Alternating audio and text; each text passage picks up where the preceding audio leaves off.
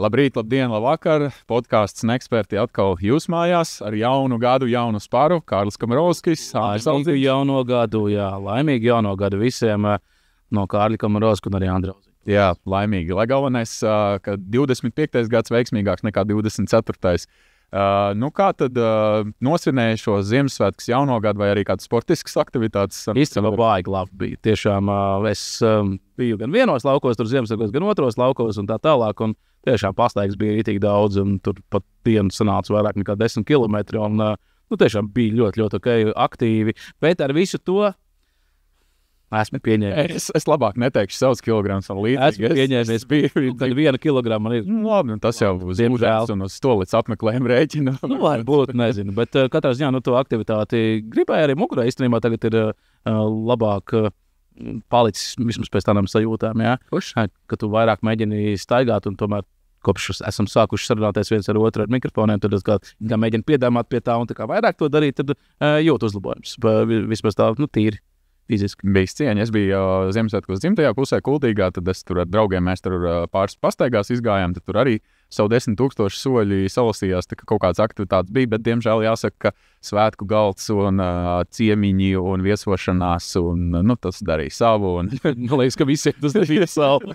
Man arī tiešām, tur, es tā daudz apēdis vēl sen nebija. Vēlreiz atkārtošos, vismaz pluss man ir grūti nolaupīt. Jā, es esmu liels un smags un ar gabarītiem, kā sacīt. Labi, nedaudz gribu, lai mēs tomēr vēl atgriežamies aizvadītajā 24. gadā. Ja es tev jautātu, kas ir tādi spilgtākie sporta notikumi Latvijā, kas tev tādas īpašas emocijas raisīja, kas būtu, teiksim, tādi 3 spilgtākie sporta notikumi vai sportisti, kas tev 24. gadā liekas, šis bija kaut kas Latvijas sporta vēsturē, kaut kas fantastisks?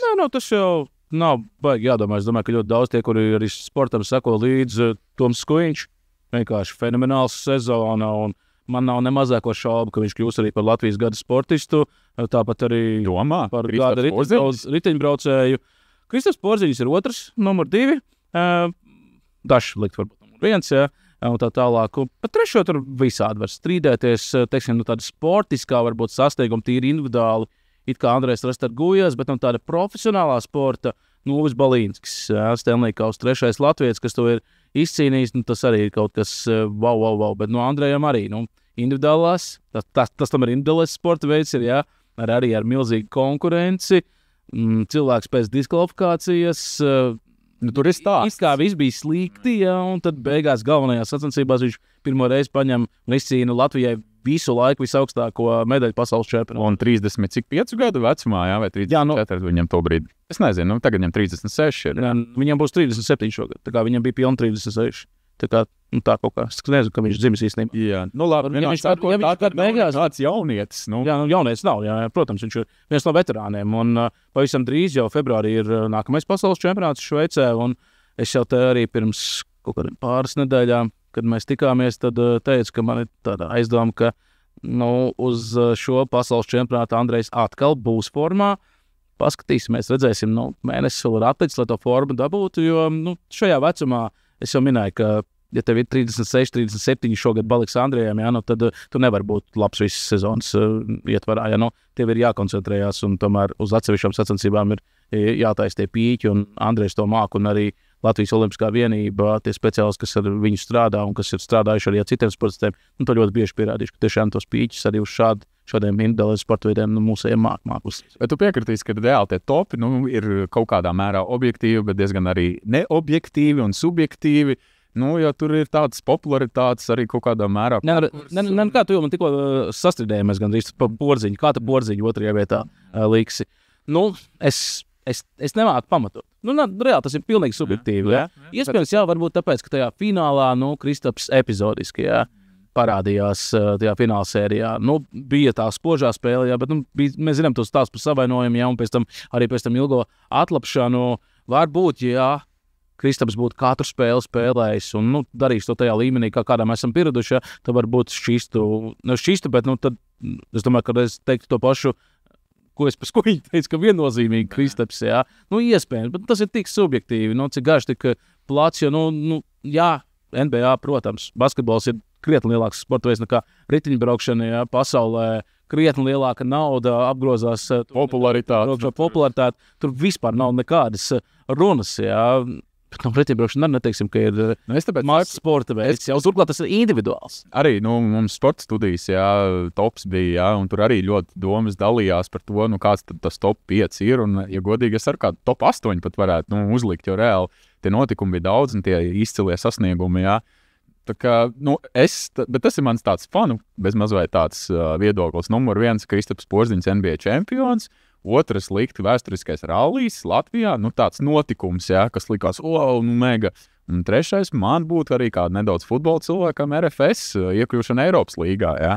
Un es saku, ka nav tā, ka tikai sportisti vai notikumi vai komandas un tā tālāk, bet tāds, kas man ir tāds top 3, kas 24. gadā likās tāds, wow, tas ir kaut kas varants. Nē, ja tur lietas arī notikums, arī tas viss ir subjektīvi. Vienā katlā jau nevar. Es tagad pateicu Balīnskas, ka tā kā trešā vieta, aiz Porziņu un Skuiņu, vienalga, kā mēs likam Skuiņu un Porziņu, trešā vietā it kā ieliek Balīnska, atkal, tev ir ļoti labi argumenti. No RFS, Eiropas līga, tas ir kaut kas unikāls. VRC pirmā reize notika arī kaut kas unikāls. Kad vispār nākamreiz kaut kas tāds notiks, to mēs nezinām. Ne par RFS, ne par arī VRC, tā teikt, Arī par NBA čempionu nav jau zvanīts, ka Porziņš vēl karjerā izcīnīs kā čempionu titulu. Es ceru, ka es kļūdos, un viņš arī šogad vai tuvākajās sezonās kļūs atkal par NBA čempionu, jo tas ir... Šeit atkal Kārli nevajag būt piezīmētie. Vēl aizvien Bostoni galvenie favorīti uz čempionu titulu. Tā ir jādara. Es to nevaru tā apgalvot. Kamēr viņš ir Bostonā, viņš ir galvenais favorīts arī uz vēl vienu titulu. Vai tā domās? Kāpēc viņš piezīmētam būtu? Es esmu Latvijas. Es esmu piesardzīgs kaut kādos savos izteikumos. Es laikam nevarētu zeltainajā presē strādāt, tad es nevarētu tāds kontroversāls virsrakstus laiku likt. Tāds, jā. Tur ir pavisam cits zinātnē. Tur ir jāprot, jā. Labi, bet runājot par šo gadu, kas ir tāds, ko tu gaidi 25. gadā? Vai tas ir sportists, vai notikums, vai komanda, kas tev liekas, te varētu izšaut? Protams, Eiropas čempionāts basketbolā tas būs top notikums, ko mēs arī visi gaidām to pašu, jau cik reiz pieminēto Kristapu. Lūdzu, Kristap, es izlasē, lūdzu. Un cik reiz jau ir Bulks, un viņš pats ir gribējis kaut kā nav sanācis. Tur žēl, bet... Bosam augšā jāprasa, lai Kristapam laba veselība ir. Pat, ja Kristaps nebūs, tāpat tas būs super notikums. Te Latvijā, atceramies 15. gadā, kāda ažiotāža izsauc. Milzīgi, tas bija kaut kas foršs. Superīgs, visi leišu fani, igauņu fani, kādi te bija, tad, superīgi vienkārši bija. Tagad iedomājamies to pašu un pareizinām vēl to, kā arī visi fināli notiks šeit. Jā, visi izslēgšanas spēles ir mums, jā. Galvenās spēles, ne tikai apakšgrupa, bet arī galvenās spēles būs šeit. Jo 15. gadā tad... Mums bija tikai grupa turnīrs, mūsu grupa. Mums tikai bija, jā. Mūsu grupa bija, un tas arī viss. Tagad mums būs visas spēles, un tas būs kaut kas, es domāju, to tiešām ļoti grandios. Es domāju, tas... Ja mēs tā esam ritīgi tur, tas šķāpas lauzuši un neticējuši federāciju pasūtītiem pētījumiem pēc lielu notikumu rīkošanas. Vai liederības, kā tāds. Liederības, teiksim tā, tad par šo man nav šaubu, ka tas atpelnīs. Es domāju, tas hypes, tā ažiotāža, kas būs ap to Eiropas čempionātu, man liekas, tas būs kaut kas mega, ņemot vērā arī, ka visticamāk būs vislielākās superzvaigznes, Luka Dončičs ir teicis, ka viņš grib spēlēt izlasē Jānis Antetokounmpo, tur būs uz ko paskatīties. Protams, vēl nav zināms par Nikolu Jokiču, bet, tur varēs saukt un skatīties uz zvaigznēm. Basketbola savienība ir viena no tām federācijām, uz kuru ritīgi šķības skatījās pēc olimpiskā kvalifikācijas turnīra, kad tur tā naudas summa, kas tika piešķirta. Ļoti liela, jā. Un tad... Tagad arī 5 miljoni viņiem ir piešķirt šim Eirobasket turnīram. Kopā jau ir 10. Jā, valsts dotācija 5 ir. Kopā viņi tur saņems 10, bet par to olimpisko kvalifikācijas turnīru tur arī 10,000 līdzekļu ieradīsies Latvijā. Kur tad viņi bija? Nebija. Tad šeit Eiropā. Es domāju, ka pilnīgi noteikti. Krietni vairāk par 10,000. Es nedomāju. Nevelti Kristaps Jauniečēnoks rīta panorāmas sarunā arī sacīja, ka Latvijai vienkārši nepietiek viesnīcas ap Rīgu. Rīgā un ap Rīgu, ka lai uzņemtu tādu kvantumu vispār fanu. Tā kā, tas arī interesanti. Jā. Un šeit arī ir mazliet tā... Var salīdzināt sporta veidus, piemēram, VRC variants, kur arī bija ļoti daudz skatītāju. Tas ir tas kontingents, kas mierīgi var teltīs palikt. Tas gan, jā. Mašīnās gulēt teltīs, palikt tur apmēram zem klājas debesis, ja baigi vajag. Jā. Bet viezajiem spāņiem tu neieskaidros teltī. Es neesmu tā baigi redzējis, ka viņi baigi gribētu teltī palikt apmēram. Nu, arī, zin kā, turnīrs augusta beigas, septembra sākums. Es saku, atbrauks Spāņi, kas pie plus 15 ir salīgi. Viņi teiks, nē, mums vajag siltumu. Tad tā ir tāda problēma. Liels pasākums Rīgā, ka mums īstenībā nav pat kur palikt. Likās, ka viesnīca Rīgā ir uz katru stūri, bet reālitātē, ja tā paskaties, nemaz tā nav. Nē.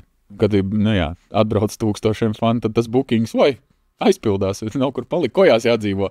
Bet septembrī jau kojas arī pilns ir.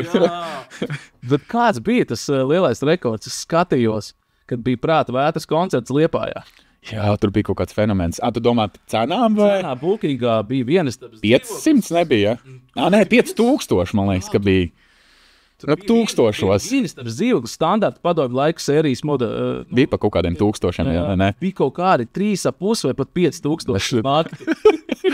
Andri, mums savs bizīts ir jātaisa. Mēs kaut ko darām atkal nepareizi. Nepareizi darām, bet labi, tā ir tikai viena diena. Es nezinu, vai izīdēju par tādu cenu. Jā, taisnība, jā. Tajā bookingā, kad tiešām bija uzlapuši tik augsts, tad lūdzu tiem, kuriem ir tukši dzīvokļi, vai varbūt vasarā tur septembra sākumā, augusta beigās domā dzīvot laukos, tad lūdzu, varbūt biznesa iespēja. Biznesa iespēja ielieciet savus dzīvokļus, jo pieprasījums būs. Noteikti. Mums tā kā biznesa iespēja un varbūt jūs kaut ko darīsiet. Es tev... Nevis tā kā mēs. Jā, mēs te gudri runājam un cīnamies, lai mums būtu daļa 50 abonenti YouTube kanālā. Jā. Starp citu, paldies tiem uzticīgajiem, kas mums ir piesakojuši. Tā kā, ja arī tu skaties šobrīd mūsu podcastu, nospied podziņu abonēt un skaties un klausies mūsu raidījumus. Mēs apsolam tev dāvanu nosūtīt 50 abonentam mūsu kanālā. Jā, blociņam pildspalvu. Gadam neko vairāk mēs turpinām. Jā, tieši tā. Tad mums katrs sponsors ir jāpiesaista. Vēl īsi runājot par šo, es tev piekrītu. Mans numur 1 notikums 25. gadā ir Eiropas čempionāts basketbolā. No bez basketbola cilvēks kaut kādā mērā. Tu tikko teici futbola cilvēks? Nē, tie, kas zina kaut kādu man to priekšvēsturi, zina, ka vispirms 2,5 gadus bija futbols un tad bija daudz gadus basketbols. Tā kā es esmu tāds duāls kaut kādā mērā. Gan futbols, gan basketbols man sirdī ir tuvs. No otra lieta, es ļoti gaidu marta beigas, Wembley stadions, Latvijā, Anglija futbolā. Šito es aizmirsu, atvaino. Jā, šo es aizmirsu, tas būs. Un tev pat varbūt iespējams būs iespēja klātienē būt tur. Jā, pastāv tāda iespēja, ka būsim, bet es negribu teikt hop, kamēr tas viss tieši tā nokārtos, bet pastāv tāda iespēja šobrīd. Daudz, kas ir attīstīt. 50/50, kā mēs šķietamies. Jā, cik daudz viņi... Kāda būs viņa labvēlība, jā, šajā? Naudas summa, ko viņi prasa. Bet es vēl joprojām meklēju sponsoru, tā kā lūdzu, ja kāds ir mecenāts, lūdzu aizsūtīt man uz Wembley marta beigās. Jā, bet un atbildes spēle, tā kā arī nevar aizmirst. Uz to mēs noteikti abi būsim stadionā. Es gribu pa 99% apgalvot. Uz Wembley izbraukumā tā ir viena lieta, jā, bet tā, kad tev mājās atbrauc un tev jāprāt, kuram ir šeit mājas, tas pat var būt labāk, jā. Un šeit arī, ko mēs runājām, man interesē, vai tā spēle būs Taukavā vai Skomto. Es arī 99% esmu pārliecināts, ka Daugavas stadions, mēs jau, man liekas, par šo runājām, taču UEFA kategorija, taču Daugavas stadions iegūs, nav. Kā... Pārējās spēles, es domāju, ka viņi tāpat sarunās, ka Skomto, bet tā spēle, es domāju, ka... Ja tur būs būtiski, noteikti gribēs angļu fani daudz braukt, līdz ar to Daugavā ir tas atsevišķais sektors, vesela tribīna, jā, lielā 2,5, cik tur tie 1000 var ietilpt. Pēc būtības jau varēja uztaisīt visu stadionu, kā žangli. Tāpat izpirks. Tas pilnīgi noteikti, jā. Atvainojiet, tagad rekur Amsterdamas Aiegas brauc pie mums. 2250 biļetes vienkārši vienā setā. Yep. Anglijas izlases pāri 10,000 biļešu. Viņi cīnītos pat savā starpā dabūt, jā, tās biļetes. Laikā es to izpirkt. Viņi pastāst Rainieri biļetes, kāds ir uz Latviju, cik lēts, jā. Būs varbūt papildus reisi jātais. Es negribētu neko tādu, lai atkārtotos tas 13. gads, kas bija bosniešiem. Tas bija briesmīgi, jā. Mājas spēle izbraukumā. jā. Mājas spēle izbraukumā. Labi, varbūt pārējot uz aktualitātēm. U20 pasaules čempionāts. Kaut kādā mērā bija liels pārsteigums, kā mūsu gados turnīrā uz jaunākā gados komanda pārsteidza, sensacionāli apspēlējām Kanādu, abi uzvarējām Vāciju, mēģinājām iekosties Zviedriem. Ko mēs no šī turnīra uzzinājām, iemācījāmies, ka mums ir reāli talantīga nākamā hokeja paudze? Jā, protams, nav jau ne pirmā, bet nevajag tagad zelta kalnus būvēt. Nu, tik būs. Spēlēsim pusfinālā pasaules čempionu regulāri, jā, tagad. Tā, ne jau par to. Bet arī par U20, jā. Es novēlu, lai mums izdotos pusfinālā spēlēt arī U20 augstākajā divīzijā, protams. Un tas ir ļoti reāli. Mēs bijām ļoti tuvu arī šogad, un tas tiešām ir reāli, jā. Bet nevajag tagad zelta kalnus domāt, ka tagad šie spēlētāji būs ai. Kas tik viņi tur nebūs? NFL zvaigznes un Eiropas labākajās līgās pirmajās maiņās spēlēs. Nē, tā nebūs. Ja paskatāmies arī uz tādām Latvijas līmeņa U20 izlasēm, labi, šī varbūt izlase tieši nebija tāds klasisks piemērs, jo tā tomēr bija ļoti jauna. Tur ļoti daudz spēlētāji bija vēl 6. gada, 7. pat 8. gada spēlētāji, kuri varēs vēl tur 3 gadus spēlēt izlasē, bet, tie pamatgadi parasti ļoti liela daļa beidz spēlēt kaut kā. Tas U20 čempionāts ļoti, ļoti lielai daļai, lielākajai daļai. Ir pēdējais čempionāts. Ir pēdējais čempionāts vispār, jā. Pieauguši izlasēs ļoti bieži vairs arī neviens neuzspēlē. Lielākā daļa tiešām. Tā kā, saka, šī izlase varbūt nav tik klasiska, jo tur tomēr ir vēl tie jaunie spēlētāji, kuri vēl pāris gadus. Ja domāju, 14 spēlētāji no šīs komandas arī nākamgad varēs spēlēt. Tas jau ir. Viņiem ir varianti, un viņi turpinās un ies to profesionālu ceļu, jā, bet tie 5. gadi, jā, tad, ja būtu visi no 5 gadiem, jā, tad parasti ir tā, ka, labi, es atkal negribu šeit spekulēt, tas ir kā kura gada, bet tur ļoti bieži ir tā, ka no 22 spēlētājiem, kad 15 jau pēc gadiem 3 principā vairs nespēlē. Cik tu pirms spēles ar Kanādu procentuāli ticēji, ka mūsējie var uzvarēt? Es teiktu, ka man tūtām. Es pat necēlos. Mani kolēģi saka, tu skatīsies spēles, saka, kāda jēga mūsējie pārbrauks pāri. Un no rīta es pamostos un vienkārši sensācija. Tur tā lieta, man bija precīzi tas pats, es arī vispār neticēju. Tiešraidē es neredzēju, pēc tam tīnu atpakaļ un skatījos ierakstāju. Reāli kaut kādas, sanāk jau 24 stundas pēc. Kā mums sanāca Kanāda spēle, un nākamā spēle bija mazāk nekā 24 stundas. Par tam amerikāņiem mums bija jāspēlē, man liekas, ne? Vai pret Somiem? Neatceros. Somija bija pēdējā spēle. Amerikāņi, jā. Un es to Kanādas spēli reāli noskatījos neilgi pirms amerikāņiem, jā. Kā 24 stundas pēc tās uzvaras, un es biju nenormāli pārsteigts. Rīt pamodos ļoti agri, gan pamodos tajā dienā, un skatos, tāds miegs vēl Latvijā. Nē, tāds apstulps, jā. Nofokusē, bet tā var būt. Labi, kļūda. Izaņu ārā, ievēl, iekšā. Tiešām ir baigi trauki, un es ļoti priecīgs. Jā, kas par emocijām, ne? TikToks, man liekas, uzsprāga pēc tam ar kanādiešu tādām reakcijām, ka viņi nespēja pat noticēt, kāds par iespējams, tas tāds šoks nācijai. Domā, šī uzvara Kanādā tieši izsauc lielāku rezonanci nekā, piemēram, pasaules čempionātā 23. gadā, kad viņi mums uzvarēja. Šis ir ļoti labs jautājums, jo es gribu tev arī pajautāt, Kaspars Daugaviņš, tas ļoti interesanti arī par šo izteicās. Jā. Viņš atļāvās apgalvot, ka bronze, ko mēs 23. gadā izcīnījām, ir mazāks panākums nekā šis, ko paveic tagad U20. Man tas likās traki, es viņam nepiekrītu, man liekas, ka nē. Es domāju, ka jā, it sevišķi, ja mēs ņemam atsevišķu Kanādu hokeja dzimteni, kurā visvairāk arī reģistrētu spēlētāji, tad tās pašā Kanādā noteikti izsauc lielāku rezonanci, jo tu esi kādreiz paskatījies TSN, piemēram, kad Kanāda kļūst par pasaules čempionām hokejā. Tur kaut kur sānā, parasti labajā sānā ir mazā loziņā, Canadians World Championship. Viņi to uztver kā otrā ešalona turnīru, tāpēc, ka tas ir katru gadu, viņi tur sūta, taisnība. Būsim, ka viņi pievērš tur uzmanību vairāk tiešām, ja tur ir aizbraucis ir kāds super zvaigznes. Konors McDavids, vai ne? Jā. Komandai, lai tripli tur kaut kādu sāk jau domāt, jāpievienot Brazīlu, viņiem vēl Olimpiskais, jā. Olimpiskais, jā, bet šādas reizes viņi tur pievērš vairāk uzmanību, ka Sidnijs, jā, spēlēja Rīgā, arī pievērš viņu uzmanību, bet junior hokejs tieši uz šo te jauno gadu, viņiem ir kā tāda nenormāla tradīcija, tas halis ir principā piepildīts, viss arī, ja spēlētu pa palikšanu Latvija, Kazahstāna, piemēram, tur būtu ļoti labs apmeklējums. Protams, jā, tur nebūtu piepildījumā hālē, jā, bet tur būtu ļoti labs apmeklējums. Ņemot vērā, ka turnīrs notika Kanādā, tad viņi savu kaunu piedzīvoja savu skatītāju priekšā. Tas ir...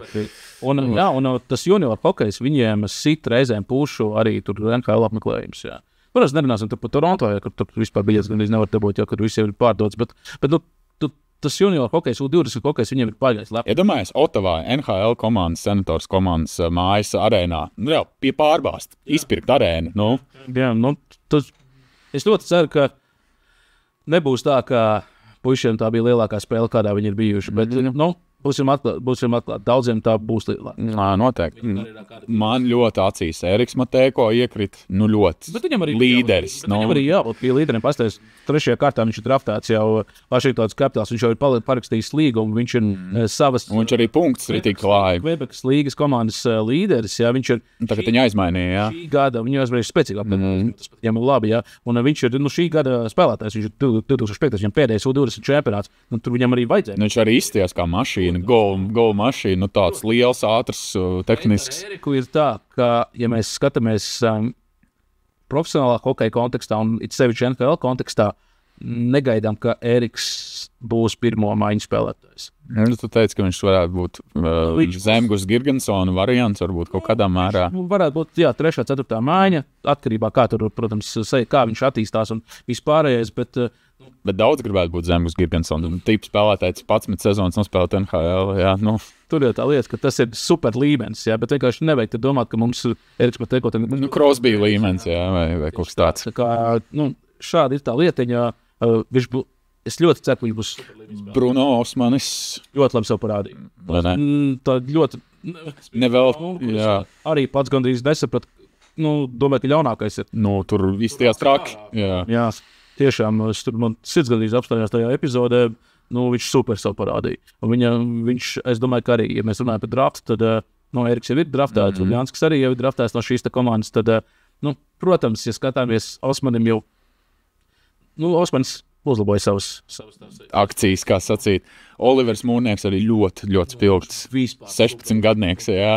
Vienkārši wow. Bet, atcerēsimies to, ka Olivers, protams, ka viņš uzlaboja savas akcijas skatoties uz to viņa drafta gadu, kas būs vēl sanāk. Pēc 2, man liekas, ne? 2 liekas. Jāskatās, kad viņš dzirdis gadu sākumā, gadu beigās. Nemācēšu tev pateikt arī. Ja ne pat vēl visi 3 gadi īstenībā viņiem, man liekas, ir. Tad viņš jau tāpat ir zem lupas. Viņš OSFL spēlē, jā. Amerikas spēcīgā junior hokeja līgā, un viņš tur ir pirmās maiņas spēlētājs, un 16 gados tur, viņi jau skatās, un zina visi skauti, un viss pārējais. Un, kas ir, manuprāt, ļoti forši, Mūrnieks spēlē OSKL, ko Amerikas universitātes neuzskata par profesionālu līgu. Tas nozīmē to, ka viņš beidzot junior hokeju, beidzot vidusskolu, viņš varēs spēlēt arī universitātē, ja viņš NCAA. Tādu džeku, jebkuru universitāti paņems, augstākā līmeņa universitāti paņems, NCAA, viņš arī varēs tur vēl attīstīties, un tālāk jau ir viņa lēmums. Kā Teodors visu var pastāstīs, piemēram, labs piemērs Dānis Ločmels pagājušās gadas izlases spēlētājs NCAA ļoti veiksmīgi šobrīd spēlē. Teiksim, Erikam Matejko tas ceļš ir aizvērts. Viņš nevar, jā. Junioros amerikāņi to uzskata profesionāli līgu. Un tā kā, skatāmies, tur, teiksim, Oliveram, manuprāt, ļoti forša izvēle un izcils darbs arī no mūsu viņa palīgiem. Vecākiem visticāk, jā. Aģents. Protams, vecākiem un, hokeja cilvēkiem, jā. Hokeja cilvēkiem, cik zinu, Kārlis Zirnis ar tur pielicis roku, un vēl noteikti pāris Latvijas hokeja cilvēku, kurš varbūt mēs pat nezinām. Bet mēs ļoti svarīgi spēlētāji neparunājām. Mūsu vārtvīrs fenomenāls. Lūk, ko nozīmē Latvijas čempionāta MVP, kad aizbrauc uz Kanādu. Lūk, man likās, tik noniecina visu laiku Latvijas čempionātu. Ko jūs tagad sakat, jā, Latvijas čempionāta MVP, ko rādīja vārtos? Man likās smieklīgi, tāda pozitīva smieklīgi, kad Matejko jautāja, kā tu vienā vārdā raksturotu šo turnīru. Viņš teica Feldbergs. Feldbergs, fenomenāls, tiešām izcili, un 2005. gads, ja paskatāmies, ka viņi aizmainīja uz Mogolu komandu, viņš pat nebija Rīgas hokeja skolas. Viņam traumas, jā, bišķi patraucēja. Tas bija pirmais numurs tajā gadā pie Sorokina. Bet beigās MVP.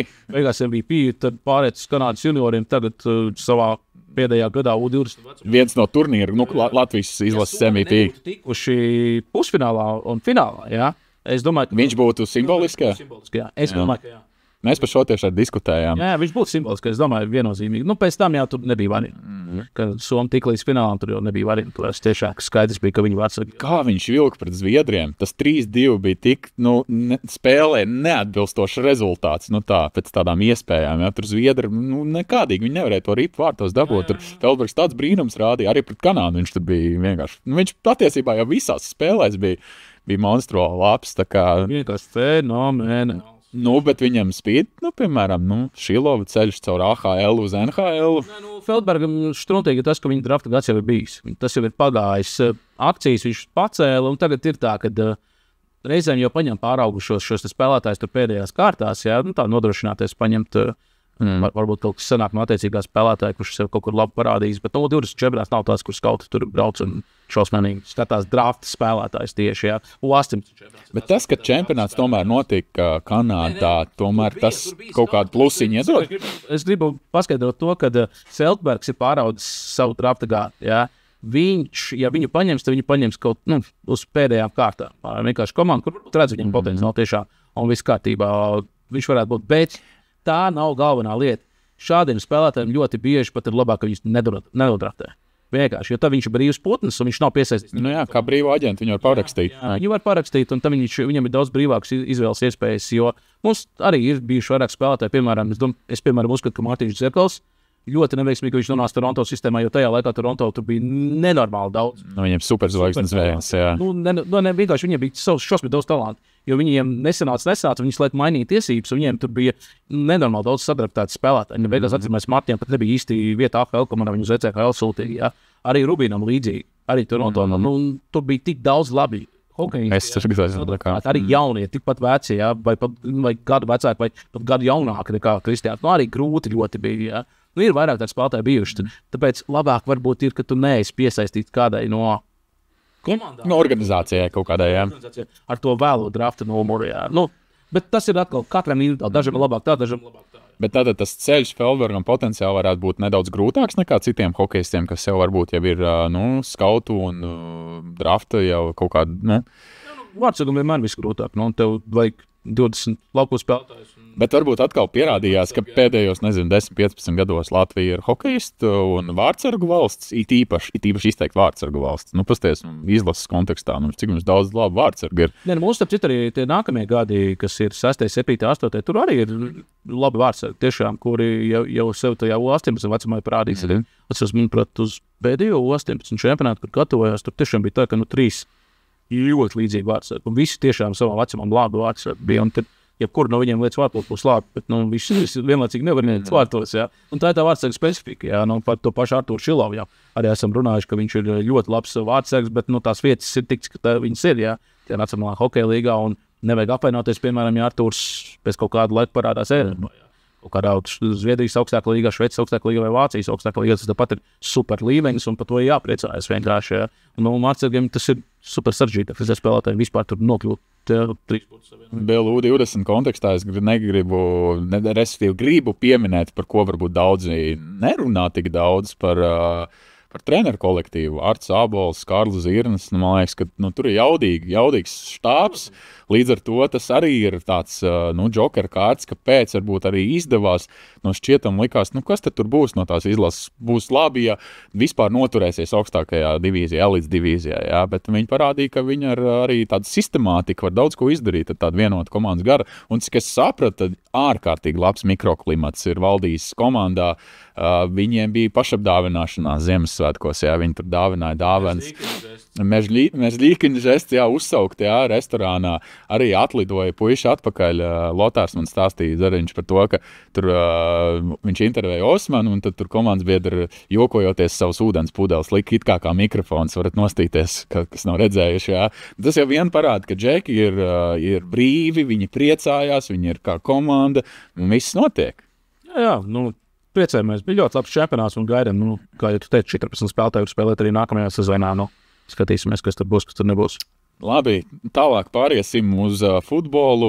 Kristers Tobers no Šveices pārceļas uz Skotiju. 1 miljons eiro.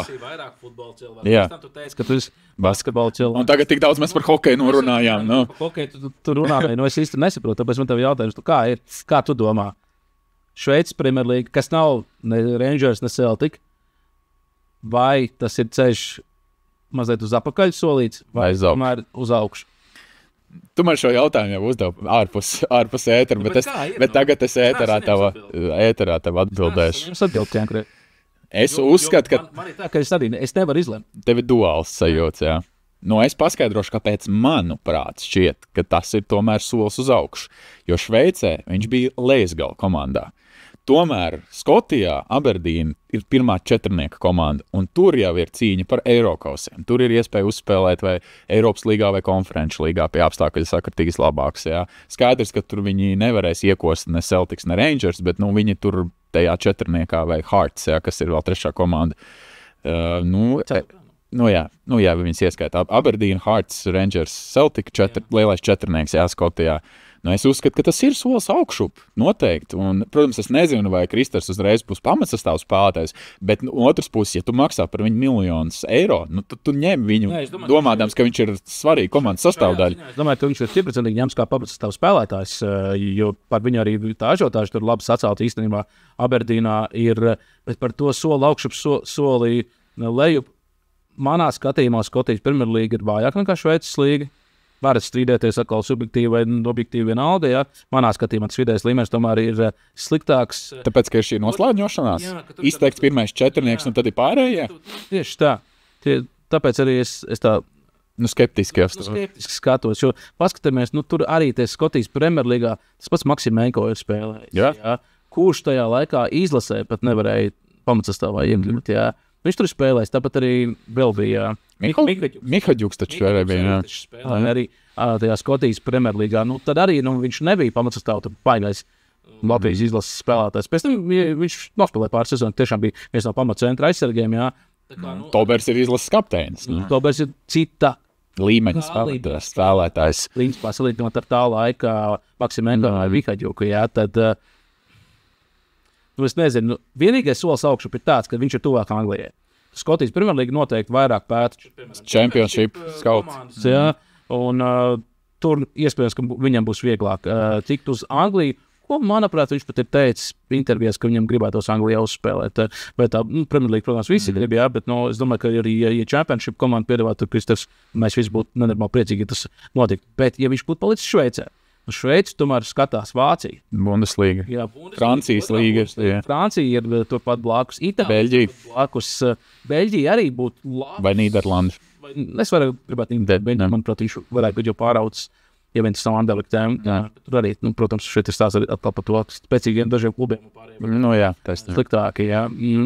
Šeit, es nezinu, es ļoti ceru, ka viņam viss izdosies, un viņš pamatsastāvā ienāks, un Aberdīnā sāks spēlēt krietni labāk, kā viņi to darīja sezonas sākumā, kad viņiem tur bija 15 uzvaras un 3 zaudējumi. Jā, un tagad viņi ir 4. tikai. Jā, un viņiem tur drosmīgi, viņi vienu uzvaru izcīnījuši palču pēdējos. Tas jau ir iemesls, kāpēc viņi arī maina kaut ko un papildinās. Tā aizsardzība tur arī izskatās, un Tobers arī tāpēc ir paņemts ļoti ceru, ka viņi to izdarīs, un tad, kad viņš izies laukumā pret Celtic vai Rangers, es domāju, ka viņš arī izbaudīs to atmosfēru. Tiešām futbolu.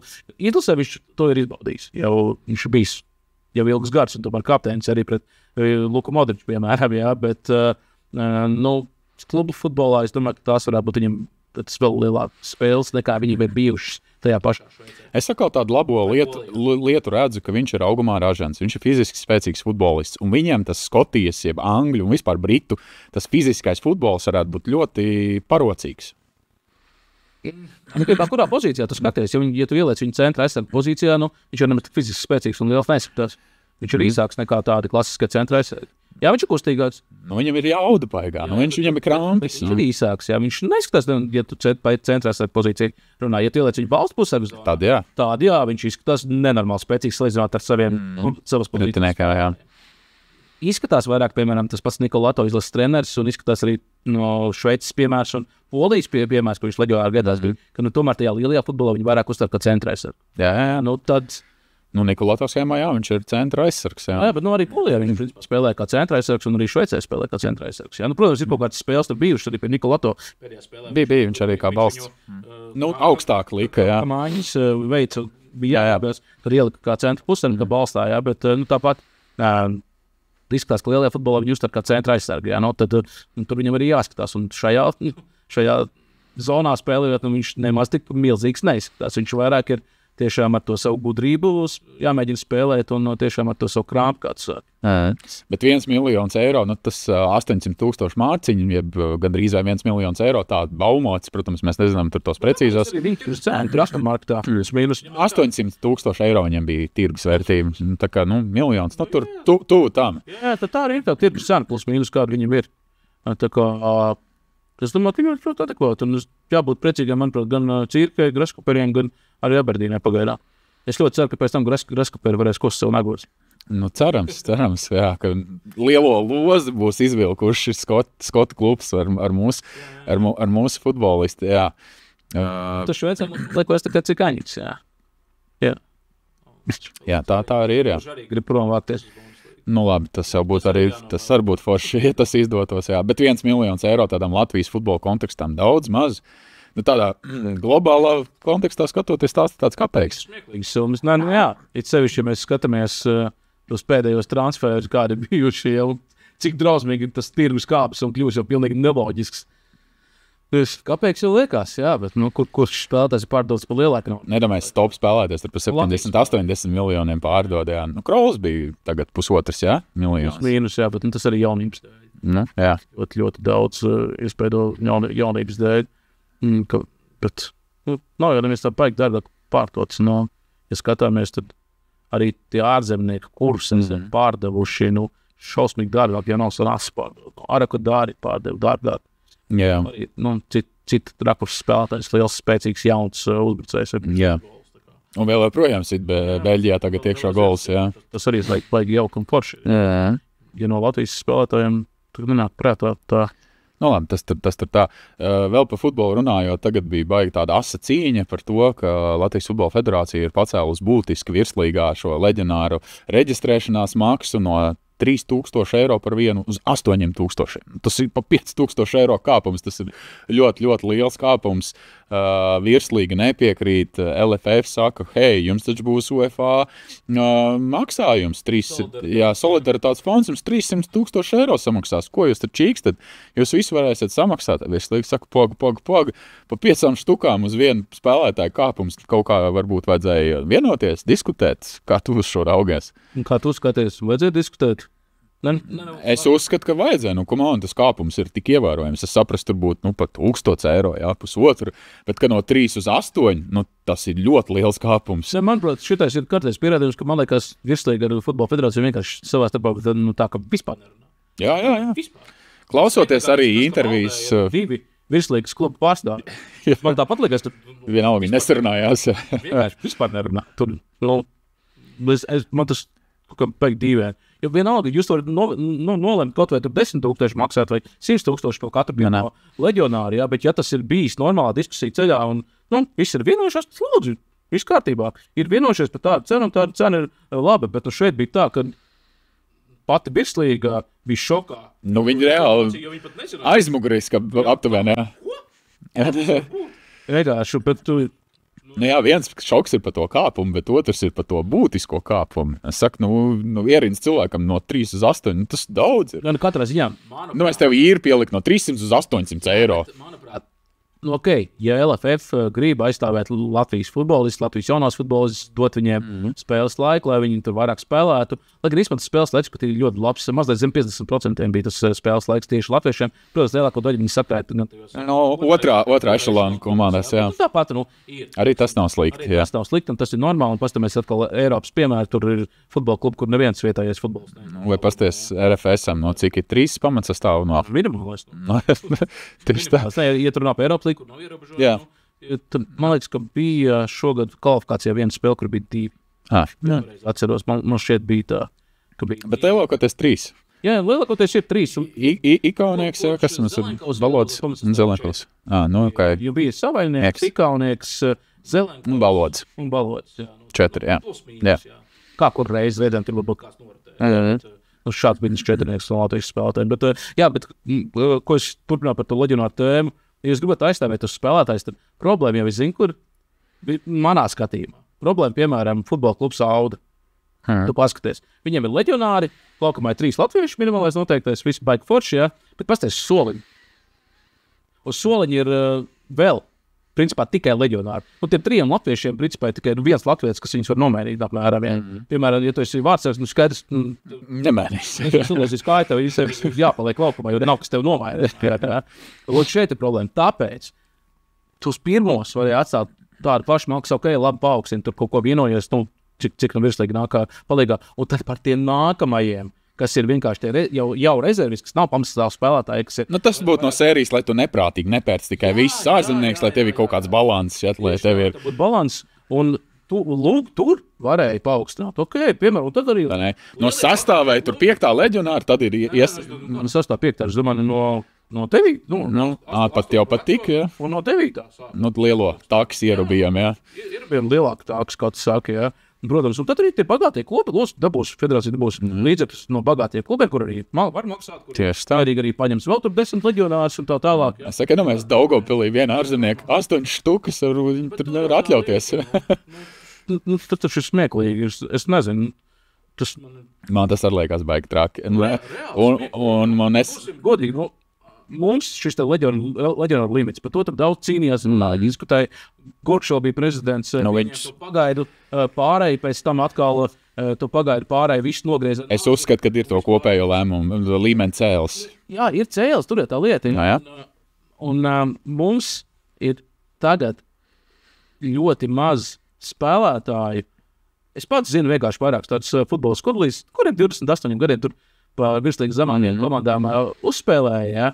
Un tā tālāk, sapnis visiem tur bija futbolists, jā, bet nav. Un tad 28 gados viņš arī vairs tur nav vajadzīgs, jā. Un viņš vienkārši ir izmests no laives, viņš nezina vispār, ko savā dzīvē darīt. Izglītība nav, jo tu visu laiku sportā dzīvojis. Tieši tā, un šāda veida cilvēkus mēs diezgan ātri šobrīd ar šo te konkurences līmeni pārvirzam, piemēram, to pašu pirmo līgu, jā, vai uz otro līgu, viņš prieka pēc super spēlē, viss ir kārtībā, viss ir ideāli, viņš var nodoties mācībām, pēc tam darbam, profesijām, un viss ir smuki, jā. Jo citādāk, mēs runājam par to pašu mentālo veselību un tā tālāk, mēs varam daudz tādas sliktas lietas redzēt. Kas notiek? Piemēram, kad spēlētājs šādā veidā apraujās tā karjerā, tā pēkšņi. Tad es tajos 28, 30 gados nevienam vairs vajadzīgs. Absolūti, tā kā, šeit es nezinu. Man liekas, vienkārši pirmais ir tāds, ka jāsāk savā starpā runāt, vienkārši beidzot. Tas arī parāda, kāda tā mūsu futbola vadības, tāda, komanda vai vispār, tie cilvēki, kas lemj par svarīgiem lēmumiem Latvijā par Latvijas futbolu, cik viņi ir sadrumstaloti. Viņi tur cīnās savā starpā. Tur jau tomēr ir jāatcerās, ka tur ir stāsts arī par varas ietekmi. Opozicionāri, tie grib pie varas, un tad, tur visu laiku ir tāda, man liekas, tāda sava deķa vilkšana uz savu pusi, man tādas liekas, ka tur nav tādas vienotības. Skaidrs, ka mums ir lielākajā daļā Latvijas Sporta federācija ir visādi bardaks, varētu mēs to tā nosaukt, bet, nezinu, kaut kādā vienā brīdī likās, ka futbolā bišķi, ka tas ir nomierinājies, bet tagad jau šķiet atkal, ka tur... Nomierinājies, es domāju, tur nekad īsti nav, vienkārši, kamēr bija nauda federācijā, tikmēr viņi tos, tā komanda, Vadam Jašeko arī pēczīmā, kas solīja pirms vēlēšanām, tad mēģināja tos savus visus lielos solījumus, ko viņi tur visu sasolīja katram izpildīt, bet tad, kad viņiem vairs nav tie līdzekļi, tad ir jādomā, kur tos līdzekļus dabūt, jo viņi saprot, ka vēl ir 3 gadi, kas ir jāiztur tai komandai. Un solījumi jāizpilda. Paskaties Dievs. Konts ir tik, cik ir, jā. Tad tu sāc domāt šādā veidā, kā kaut ko darīt, iegūt līdzekļus, lai tu varētu arī kaut ko darīt, jo, ko daudz arī nesaprot, ir, tas summas futbola federācijā, tur 18 miljonu budžets. Vajag daudz naudas. Nenormāli liela daļa ir iezīmētais budžets no UEFA, kuru tu vari iztērēt tikai tur. Konkrētai vajadzībai, jā. Nekur citur. Tāda brīvā nauda nav nemaz tik daudz. Jā. Plus vēl administratīvais aparāts. Valde saņem algas, prezidents saņem algas, darbinieki saņem algas, tur jau ir treneri, jā, tur jau ir liels naudas. Es godīgi sakot, nezinu, cik Nikolato ir kā izlases treneriem. Tu zini, cik viņam ir kontrakts? 250 000 varētu būt. Es dzirdējis, bet es... labi, tas tāds ir. Nē, par to tos. Jā. Labi, vienādi sakot, tā nauda salasās. Protams, ka salasās. Tur 100 000, tur 200, tur vēl kaut kas beigās. Hei, mums tur bez mazai pa nulēm, jā. Jā, tieši tā kā. Tur, es saku, tur jārunā. Vienkārši šobrīd ir tā, vienkārši, kad man liekas, viņi savā starpā nerunā. To jau arī parādīja priekšvēlēšana. Jā, tieši tā. Maksims Kriviņets parādījās kā oponents, lai gan tādi divi nāk no vienas Vides it kā, jā. vienas vides un LNK. Jā, banda, jā. Jā, viss agrāk, jā, nu tagad nostājās viens pret otru, jā, un tad ir tā, ka, kas tad ir noticis, jā, kā, tad, kad Vadims nāca pirmo reizi, ka viņi tā kā Kandidēt, jā. par prezidentu, jā, nu tad viņš arī tā kā, nu, vairāk bija no LNK, tā kā, vairāk, jā. Ne, tad, Tāpēc es saku, tur tāds sašķelšanās jau, ir es nezinu, bet līdzīgi kā mēs. runā to, ka varbūt ne šogad, bet nākamgad mēs varbūt arī varētu redzēt kaut kādas ārkārtas kongresijas. Atkal rokāds nav bijuši paklau, jā. Ir bija ļoti pateicīgs. Jā. Ja bija vismaz ziņas jā. Federācijai par Saturu. Bija ko darīt, jo vispārējais bija apstājies. Un tas bija tieši tas laiks, kad tiešām bija tas saucamais lockdowniņš, ka tiešām vispār nekas nenotika, jā. Un tad futbola federācija tur bija kāds visiem kongresijām lēmumiem un nepielaišanām. Tas bija skaisti. Bet, es saku, dzīvēs teātris, jā. Tik traks, nē, bet, mēģot tās, varētu būt arī kāds ārkārtas kongresīši atkal un neusticības uzteikšana un tā kaut kā. No futbola pārējot uz basketbolu, Luka Banki atkal ir Eirolīgas kluba treneris, manuprāt, nedaudz negaidīt, bet vēl negaidīgāk, ka viņš ir atkal kāda Latvijas izlases basketbolas treneris, Rolands Šmits. Vai atkal norakst kādu Latvijas basketbolu? Jā, tāds bija mans jautājums, jā. Gražuli norak, jā. Rezervists soliņa tālākais gals. Šmita kungs, tas ir jums tur. Mums tagad Rolanda Šmitu, jā. Es saprotu, Rolands nav apmaksātākais atdalu. Viņam ir laba alga, jā. Es viens no noteikti. Larkins, manuprāt, ir pats atmaksātākais. Tomēr supervārds ir, jā, bet top 3 nekā vajadzētu būt. Bet vispār jau Šmitam loma šo sezonu es neesmu līdz galam priecīgs par to, ka viņš jau nemaz tik daudz tās minūtes Eirolīgā nespēlē. Patiesībā, un arī tā statistika nav nekas tāds mega. Viņam šogad. Cik es saprotu, un arī tās iepriekšējās, kas viņam sezonas, piemēram, tajā pašā Žalgarī, ir bijušas, jā, tad Eirolīgas līmenī, viņu neņem kā 20 punktu metēju. Viņš ir komandas spēlētājs, viņš ir tas, kurš izpleš to lauku. Viņš ir izcils aizsardzībā. Jā, izcils aizsardzībā un tas, kurš padara labākus pārējos. Jā, protams. Bet viņš to Turcijā dara. Es uzskatu, ka viņam vienkārši arī līdzinājais treneris tik daudz neusticējās. Ko tu 15 minūtēs var normāli izdarīt? Tev, ja spēle 40 minūtes... Apmaksātāko spēlētāju dot 15 minūtes. Man liekas, kaut kā nepareizi. Nedomājies, ja atnāk Luka, un tad viņš tur vēl varbūt Šmitu nosēdina. Es nezinu. Protams, mēs te jau ironizējam, jā, bet, principā, Rolim vajadzētu būt vienam no komandas līderiem. Bet šobrīd tas tāda īsti nav. Ir atsevišķi spēles, kur viņš ir ļoti solīdi nospēlējis, jā, un arī komandai palīdzēs, teiksim, gan punktos, gan teiksim, aizsardzībā tur noturēt un atlikušās bumbas savāk, bet, godīgi sakot, man liekas, ka tā melnā līnija, kas Rolim sākās sezonas otrajā pusē pagājušajā sezonā pie Trankjērī Žalgirī, tā ir bišķi pārnesusies arī šīs sezonas sākumu. Tāpēc es esmu ļoti, ļoti sabažījies, kā tad Šmitam ies tagad pie Banki, kuram pēdējie 2 Latvijas izlases spēlētāji, švaki viņiem ir klājies viņa vadībā. Jā, un lasīju to interviju ar Banki, kur viņš arī skaidroja, kāpēc Grāžlovs nespēlēja tik daudz. Es lasīju, bet es nenoticēju viņa argumentiem. Kāpēc nenoticēju? Tāpēc, ka viņš aizgāja, nākamā spēle Grāžolim tur 23 minūtes. Jā, un 11 punktu, 12 vai cik, jā. Pagaidu, nopietni vienā dienā izceļojies pēkšņi. Jā. Es saku, tie, kas nezina, viņš intervijā atzina, ka Ražalim trauma, viņš nav bijis gatavs, un tāpēc viņš nav viņu spēlējis. Un tagad, kā Andris saka, mistiski, maģiski pēkšņi kaut kas mainījās. Duško Ivanoviča zīmējumā pēkšņi viņš ir pamatsastāvs spēlētājs, kas var tur bliest 25 minūtes. Kaut kā aizdomīgi, ne? Bet es novēlēšu tā, lai Rolands Šmits kļūst par basketbolistu Latvijas izlases, kuru Banki izcēl kārtīgi saulītē. Un Eirolīgas čempioni. Jā, viens no iemesliem, kāpēc arī šī rokāda ir treneru kolektīvā veikta, galvenais treneris gan netiek atlaists, viņš tiek pazemināts par asistentu, bet tas, ka viņiem Eirolīgā ir praktiski, man liekas, 9 uzvaras, 8 zaudējumi, ļoti līdzīgi tā bilance. Nav, bet viņiem bija jābūt augšgalā. Jā, bet kā ir Eirolīgā, piemēram, pie šādas notikuma attīstības? Es zinu mežonīgi daudz stāstu, piemēram, no šobrīd jau neaktuālās, kontinentālās kaut kā līdz Rāmā kādreiz spēlēja. Tur bija tā, ka tas pirmais asistents galvenajam trenerim visu laiku Bēderbrāk. Viņas godāži nost, tad tur galvenais. Tieši tā. Jo naudas apjoma ziņā tur bija nenormāli atšķirība, vai tas galvenais treneris vai asistents tikai kā ir Eirolīgā? Ja godīgi, man šis lēmums, es izlasīju, ka treneris netiek atlaists, bet pazemināts, man likās tik dīvaini. Es, piemēram, Eirolīgā šādu precedentu es neatceros, ne? Es neesmu super Eirolīgai, tur tā A līdz Z visu laiku visam sekoju līdzi. Rēt. Ja godīgi, es neatceros. Var jau būt, ka ir, bet... Jā. Kā tu nāc ar savu jaunu skatījumu, savu komandu? No pasaules, Eiropas spēcīgākā komandā, kurai ir ambīcijas uz titulu. Un bagātākajā viena. Pietiekami normāla statistika, tu ieguldīts ir nenormāls finanses, lai to sastāvu novākt, Pagājis pussezonu, un tevi pazemina. Paņem Čāli, kurš sezonā Eirolīgā 2 uzvaras. Jā, un viņa komanda ir pēdējā vietā Eirolīgā. Un tad tu sēdi un esi viņam asistents. Tur ir jautājums. Kā tas strādā? Un ko Čālis, kurš izcīnījis 2 uzvaras, var iemācīt Čāliņu, kurš 9 uzvaras izcīnījis? Labi, jā, tur...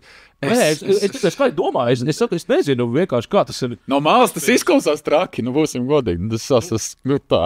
Mierīgi, es saprastu, ja tur būtu, piemēram, tur debitants pirmā sezona, galvenais treneris, iedeva viņam trenēt, tur uzticības kredīti lielu. Skatās tagad, ka paigi riskanti īsti neiet. Paņemsim titulētu treneri, tur ritīmēr, bet es neuzskatu šis. Man vispār likās, ka, bankija akcijas pēc pasaules kausa vienkārši debesīs, kosmosā, tur viens no Eiropas labākajiem treneriem. Man likās, ka pēc Virtus viņam viens vispār neņēmis kā klubu treneri. Katastrofa Eirolīgā. Eirolīgā arī Itālijā tur paigi. Tieši tā. Un tagad Efes viņu paraksta. Vai banka ir vienkārši perfektākais, labākais aģents pasaulē, Eiropā, vai mēs kaut ko daudz ko nezinām. Var jau būt, ka viņš ir ar ļoti, mazas algu aizgājis. Bet kā šeit jau izklausās tā, ka mēs tur apmēram vienīstam bankai. Nē. Gribu, lai viņam izdodas un visi... Kāpēc es heitoju šo pārēju? Tāpēc, ka es gribēju, lai izlasa necieš. Man ir skepse, ka tagad tomēr cietīs izlasa. Līdz ar... Tā atbildības nāsta būs vēl lielāka. Tieši tā. Tomēr ambīcijas bija mazākas nekā... Protams. Jā, šādā ziņā es saprotu.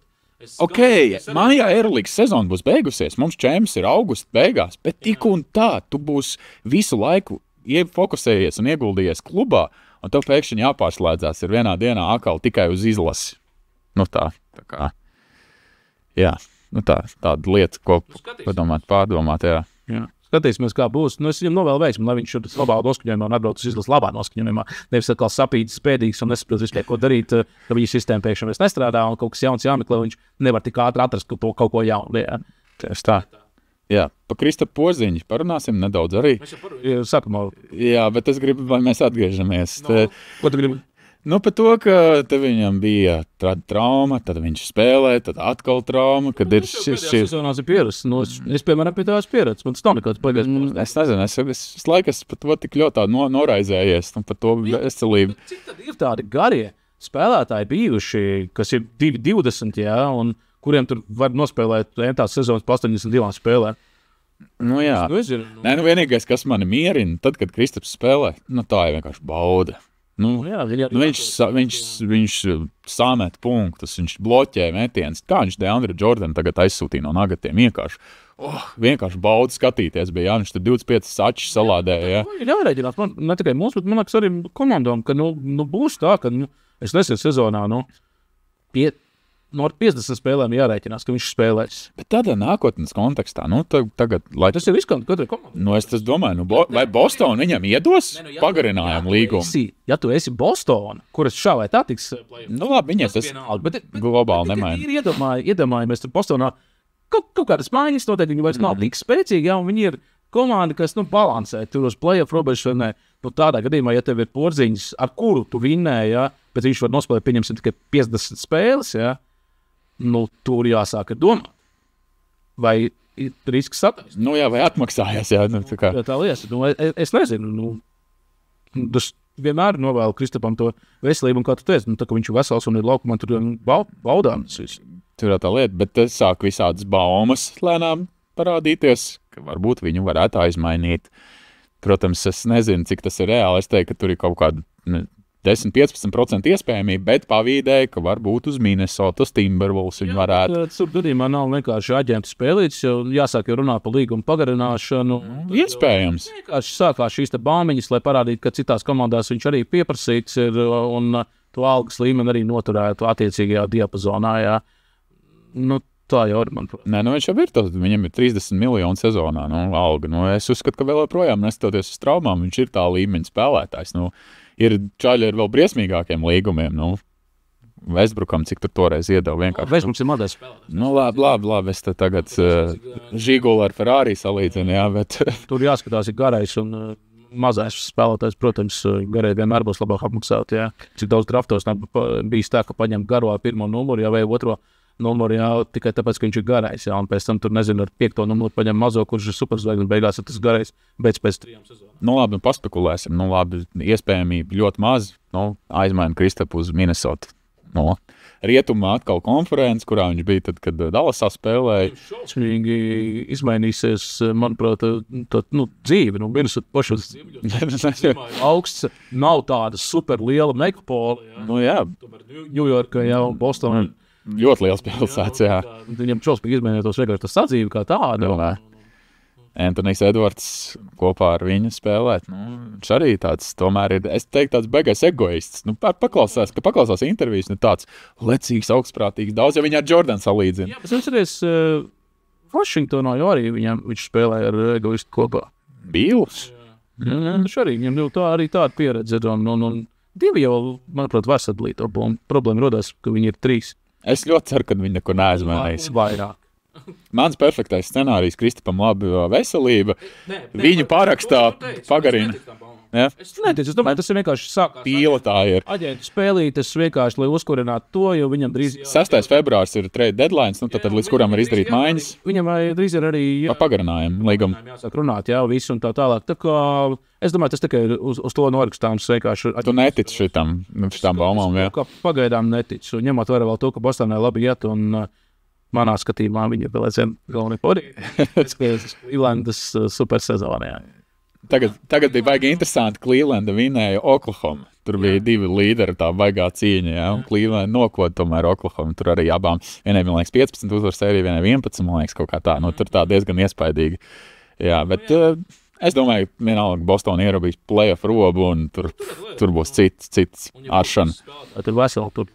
Es saku, mans ideālais scenārijs Kristaps Porziņš 25. gada vasarā kļūst par 2-kārtoju NBA čempionu, veselību kārtībā, parakst nākamo 2 vai 3 gadu līgumu Bostonu un septembrī Eirobasketā ar Latviju cīnās par medaļām. Gadu līgumu tikai 2-3 gadu. Ņemot viņa traumatismu un to, ka viņam jau pūstulīt vai ir jau 30 gadi. Viņš ir 95. gada, viņam 30 gadu šobrīd. Tad tas ir jāsāk atcerēties. Kristaps gribētu 5 gadu. Nedos viņam neviens. Netic. Tad aģentam ir super jānošancē.